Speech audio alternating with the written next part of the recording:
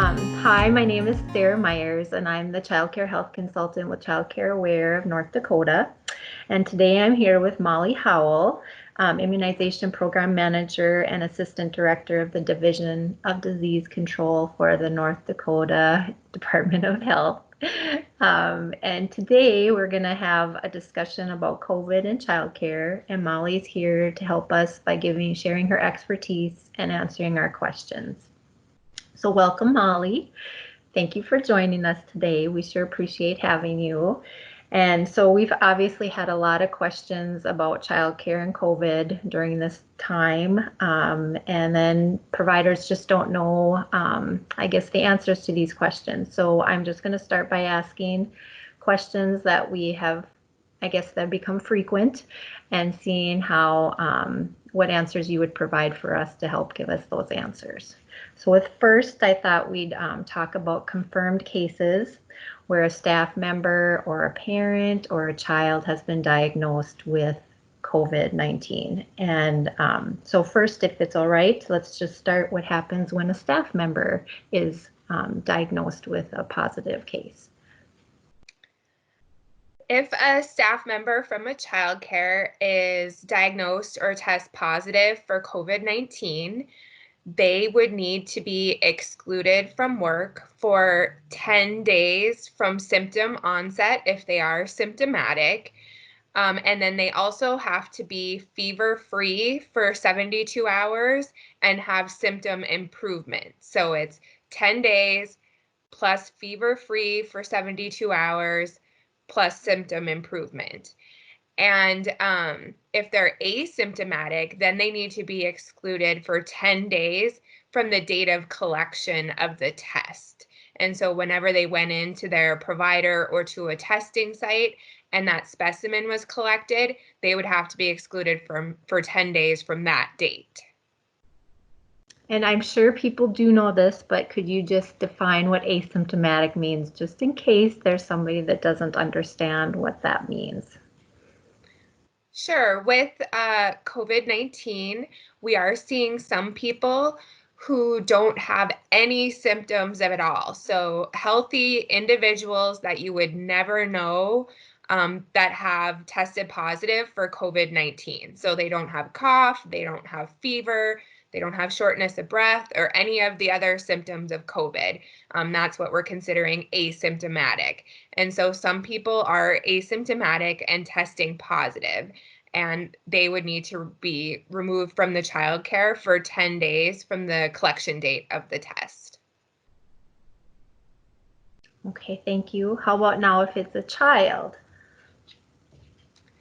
If a child in the child care tests positive for COVID-19, they would have the exact same exclusion period. And so a child would also have to stay out of the child care for 10 days from their symptom onset, and also have to be fever-free without the use of fever-reducing medications for 72 hours and have symptom improvement.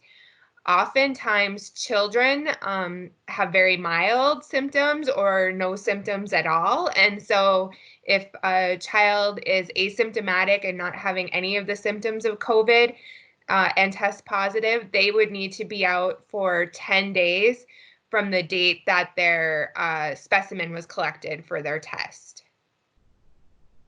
Okay, thank you. How about now if there was a parent that tested positive? If a parent tests positive for COVID-19, they would need to be isolated at home for that 10-day period. And then what happens is that parent should not be entering the daycare during their isolation period. And also, their children would probably most likely be considered close contacts to somebody with COVID-19 since they're living in the same household usually. And so as close contacts, those children then should not be attending the child care. And so they should be excluded from child care for 14 days from when the parent is removed from their isolation period. So that gets kind of confusing. So the parent needs to be isolated for 10 days And then once they're released from their isolation period, the children's quarantine period of 14 days starts. And so then the children should be out of daycare during the parents' isolation period and the 14-day period after that of quarantine. And thank you for bringing that up, because I know that that situation has come up before where, for instance, a child was out of childcare for 21 days.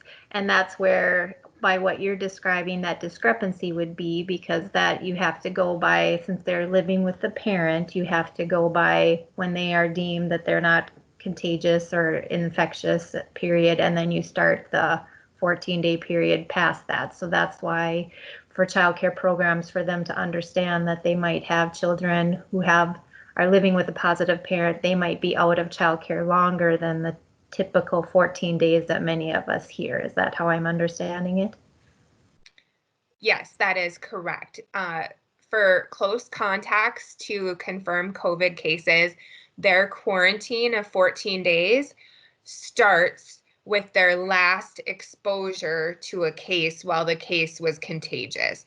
And so, especially in a household setting, because close contacts are continuously exposed to the individual, their last known exposure wouldn't be until the actual case was removed from isolation, which is generally the 10-day period. And so then their quarantine would start the 14 days after the case's isolation period. The next thought, or next, I guess, questions I thought would be good is to surround those who were close contacts. So whether or not, so the parent, the person themselves does not have the positive COVID, but they have been deemed as a close contact. So maybe if you could please describe what a close contact is, just people I'm sure know because they've heard that often, but just to define what a close contact is, and then go by one, we'll go to say to cover if staff are a close contact and so on.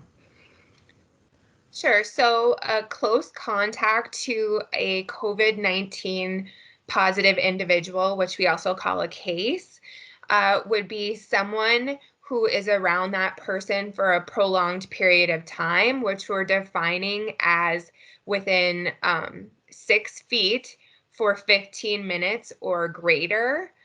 Now, it's not an exact science. And so if you were around somebody who has COVID and they coughed directly on you or sneezed directly on you, and you were only around that person for 2 minutes, you may also be considered a close contact because you had direct contact with their secretions but in general, it's within 6 feet for 15 minutes or greater is what we're using to consider who are close contacts to a confirmed COVID case.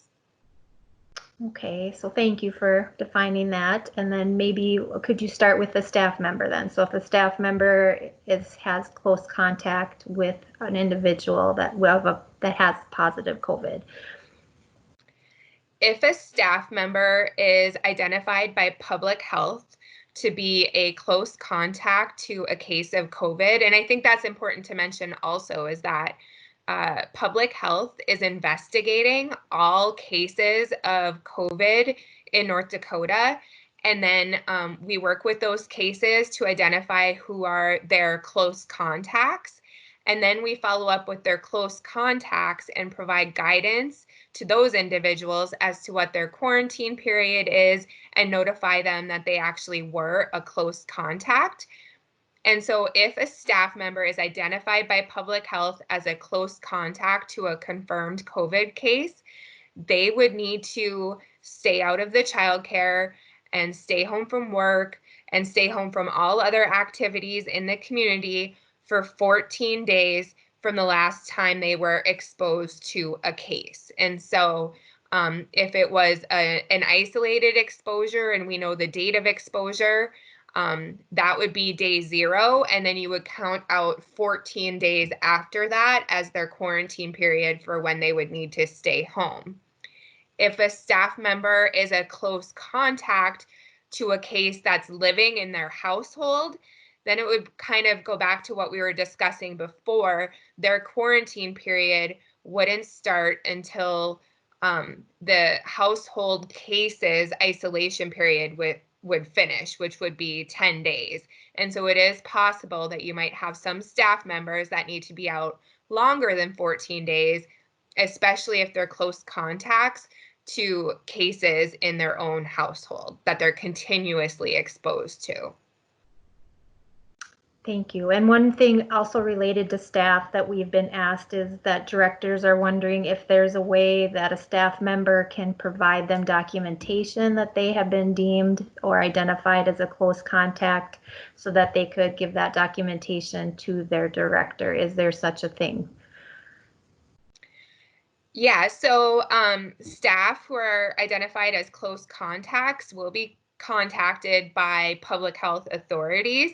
And so they can request a letter from the case investigator or contact tracer that notifies them that they're a close contact if they need one for their employment. Also, each day during their 14-day quarantine period, they receive a survey from the Department of Health to determine if they are symptomatic or not, or if they have a fever. And they could also print out that survey as proof that they're a close contact to a confirmed COVID case. Okay, thank you. How about now if a child in the child care is considered to be a close contact? If a child in the child care is considered to be a close contact, it would be the same thing. It would be the 14-day quarantine period. And so they would need to be out of the child care for 14 days from the last time they were exposed to a case. And then the same thing if the case is living in the same household as the child, the quarantine period would not start until the case's 10-day isolation period has been completed. And so it may be longer than 14 days if children are living in the same household as somebody who has COVID-19. Okay. And then how about the same as a parent then, or what would happen if a parent of a child in childcare is considered to be a contact, a close contact, but it would be the parent, not the child? So if a parent is identified by public health as a close contact to a COVID case, but the child is not, the child may still attend childcare, but the parent needs to be quarantined for 14 days at home. The parent does not, if somebody who's quarantined does not have COVID-19. So they would need to stay home for 14 days, but the child could attend childcare. Ideally, that parent should not be the one ever coming into the childcare to drop the child off. They may be able to drive the child to childcare as long as they're not interacting with anybody else in the public or anybody at the childcare, and then let their child somehow come into the childcare, depending on what their age is, obviously.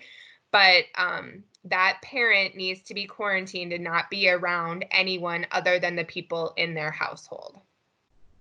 Okay. I did have another situation or thought that it would be good to review. How about people such as, if they have visitors such as a consultant like ourselves, or a licensor comes in, or just things that, what if we ourselves are positive and that we come into a center? It kind of leads into the same thing about staff and floating into rooms, and maybe if you just want to discuss the thought where that sometimes can affect the entire center versus maybe just a particular room enclosure. Yeah, so thinking back to what a close contact is somebody who spends 15 minutes or greater and is within 6 feet of a confirmed case of COVID-19. And so when the health department gets a case reported, we would interview people and determine who were close contacts. And so if it was somebody who said they spent time at a childcare, we would walk through with that person to better understand how much time did they spend with each child or each staff member in the childcare. how much time did they spend in various rooms, and that sort of thing, to determine who is and isn't a close contact to that person. And so it really will be dependent on the situation, who will be a close contact and how long they spent in that childcare and who they potentially exposed to COVID-19 and who is a close contact.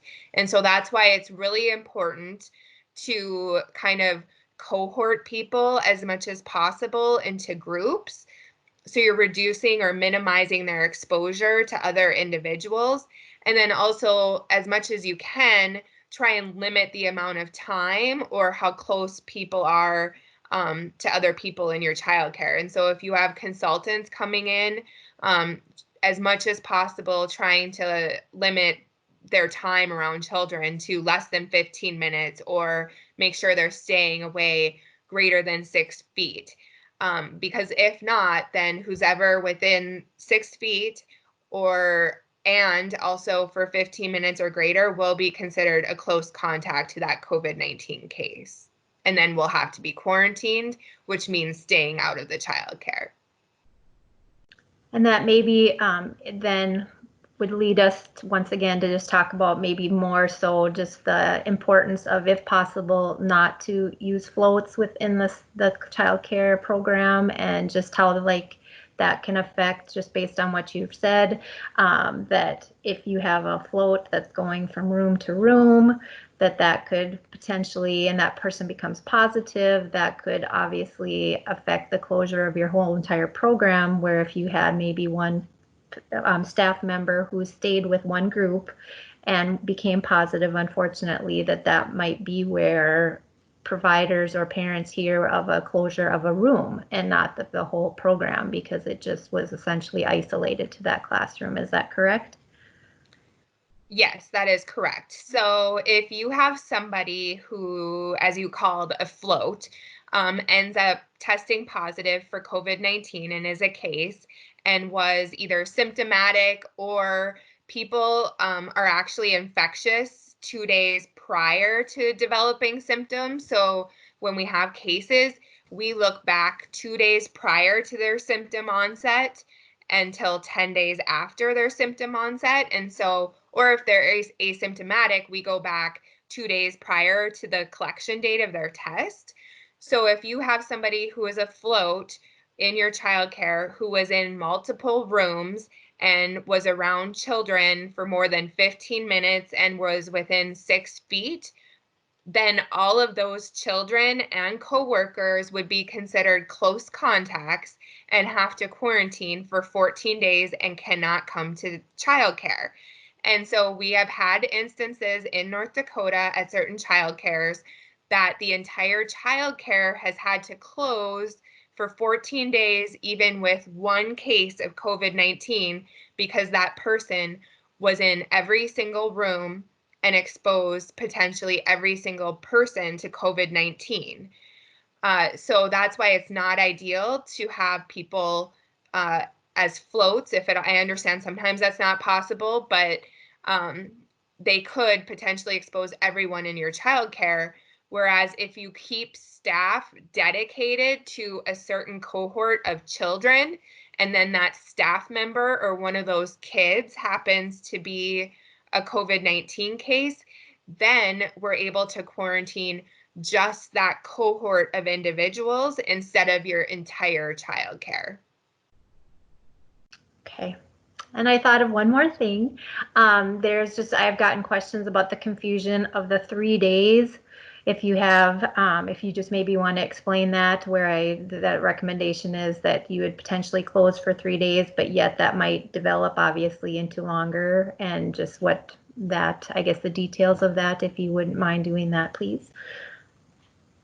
So our initial guidance about if you have a case that you may need to close for up to 72 hours, that was more to allow public health authorities to investigate the case and determine who is or isn't close contacts in the childcare, and then also to allow the childcare to conduct environmental cleaning and review their policies and procedures to prevent future cases. And so that was more to allow for just the investigation and cleaning.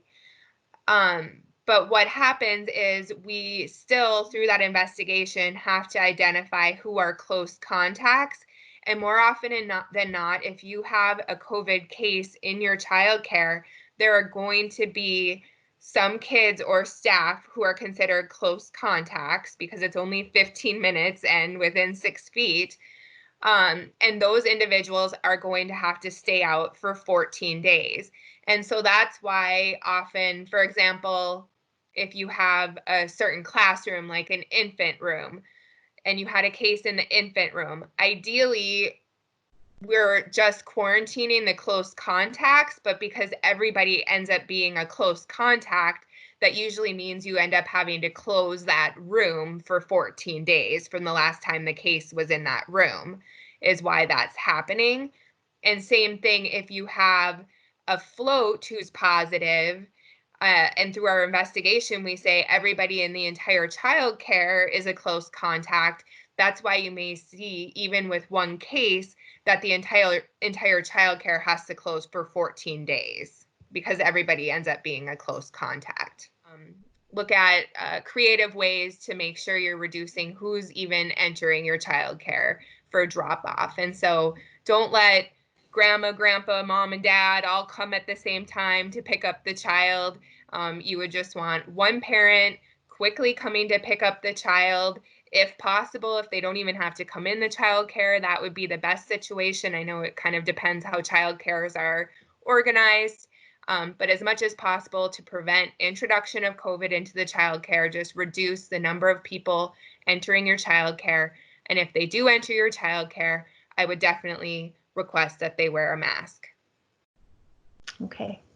And then too, just another thought I guess I had with that is just that then that would even be more important than to find a communication system with your childcare provider that, you know, where we're used to maybe at drop off or pick up having that verbal exchange of how did the day go, you know, giving that information, which we don't want to stop happen, but yet we also don't, like you said, we don't want people staying longer than they should or to stay so either a pickup or drop off. So maybe just would, like I said, to establish a different form of communication, whether that be texting or emailing or, you know, calling or somehow other way that, or paper, you know, that they bring in a note or whatever, just so that it's just somewhere that you have something other way that you're exchanging that information, but yet not spending time in the center of the program.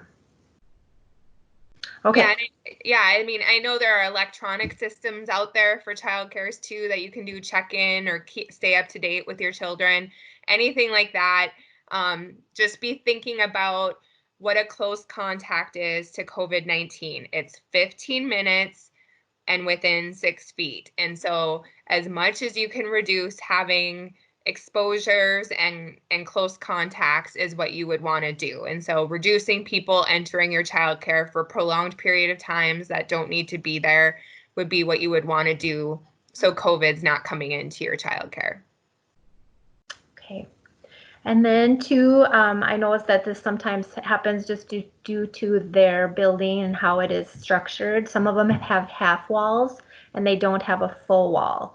So then I just had questions about that, where I know I would imagine that makes it even harder because, you know, when you have the, maybe you do in some centers because they have full walls, you're able to totally, you know, have 4 closed walls where you're just isolating one classroom. But for a program that has all half walls and they're all open, if you can kind of speak, if you're even able to what that would probably maybe be different for that program just because they don't have the full walls.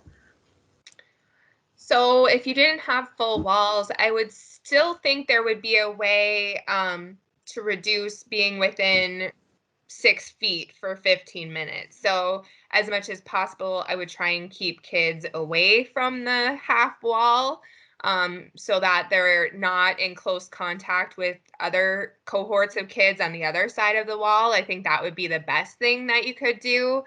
I know right now there's a lot of partitions that can be purchased I don't have good guidance from where, but I know people, if you look online, you'll be able to purchase, temporary partitions that are can kind of maybe prevent the spread of COVID over the wall. But I think as much as possible, you just want to reduce people being within 6 feet of each other. And so if you don't have a full wall, maybe you can set up something that sits against the wall so kids can't be within 6 feet of people on the other side of the wall or something like that. You would just have to get creative. If you weren't able to do that, we would probably have to interview staff if there was a case in one of those rooms to better understand if they potentially did have close contact then with people on the other side of the wall. And if that was the case, then we would probably have to quarantine contacts in both rooms. Okay, thank you. Then I also get a lot of questions, or we've heard questions about people wondering if they can continue toothbrushing and they can continue like water play or sensory play just because they're both dealing with water and children and now thinking about COVID. So if you could just share your thoughts on that, I would appreciate it. So COVID-19, it hasn't been shown to be transmitted in water. And so I'm not really concerned about water play necessarily because of the water. Now, obviously, if multiple kids are playing in the same water play, they're not abiding by the 6 foot social distancing, but I don't know that it's really realistic anyways. If you have kids that are routinely in a classroom together, they're probably already all going to be close contacts to COVID-19. And so I don't really see an issue with water play necessarily because they already have close contact with each other. As far as toothbrushing, I think it's something just for their dental health that needs to continue to happen. And kind of the same thing if a staff member is washing a child's teeth, or if children are washing their own teeth or brushing their own teeth. I think that's something that should still happen. And most likely those people are already going to be close contacts to each other anyways. So if one or the other had COVID-19, regardless of the toothbrushing, they would still be considered a close contact and have to be quarantined. I would just, if you were brushing a child's teeth, I would wash your hands afterwards and probably beforehand as well, in case your hands are going in the child's mouth, to make sure you're not transmitting COVID-19 or anything else for that matter that could be transmitted in that fashion. It's nice to hear that they're still able to continue those activities with the kids and taking care of the dental health and also just for their learning, for the sensory, they love that. So that's good to know. And then I guess the other thing I just thought would be good to also go over is what if people are getting tested for COVID? If you just want to talk about that, like if staff are going out to get tested for COVID, do they need to stay out of work? That is something that has come up as well while they're waiting for their results. Yeah, that's a really good question. So if a staff member is getting tested for COVID, it kind of depends on why they're getting tested for COVID.